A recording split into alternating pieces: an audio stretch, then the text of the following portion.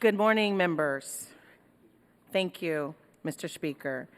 As the chair of the California Legislative Black Caucus, I present to you ACR 1, which would honor the late civil rights icon, Dr. Martin Luther King, and commemorate Martin Luther King Jr. Day.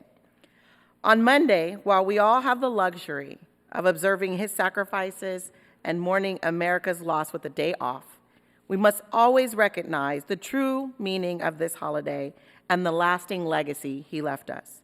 The fight that ensued for our nation to observe Martin Luther King Jr. Day resembles the struggles for acknowledgement that African Americans have endured since our arrival to this country.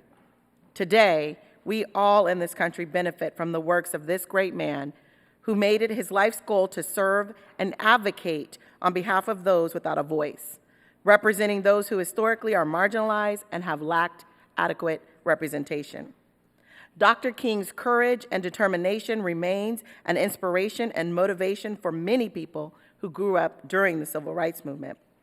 Dr. King led the modern Civil Rights Movement for almost 13 years, from his election as the spokesman for the Montgomery Improvement Association in December of 1955 until his assassination. Under Dr. King's leadership, he helped amend and abolish discriminatory public policies throughout this nation.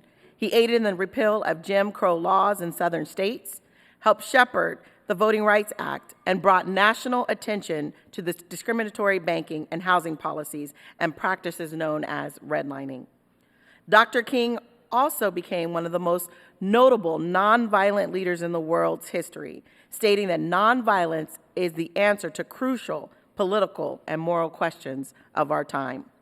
He understood that those in opposition to the civil rights movement would resist, often violently. Nonetheless, Dr. King responded to acts of violence by creating a dialogue that would heal racial wounds and encourage understanding, unifying the masses. Finally, and most importantly, Dr. King was a truth teller. No matter how convenient or inconvenient those truths were, Dr. King was always willing to speak openly and candidly.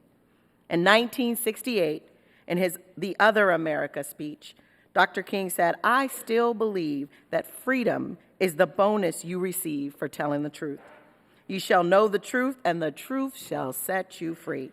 And I do not see how we will ever solve the turbulent problem of race confronting our nation until there is an honest confrontation with it and a willing search for the truth and a willingness to admit the truth when we discover it.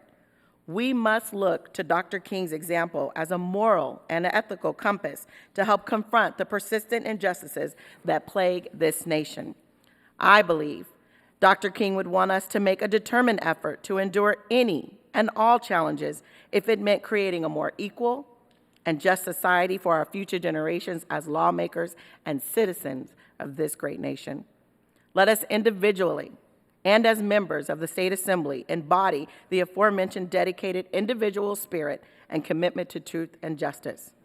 Dr. King said, "The time is always right to do the right thing."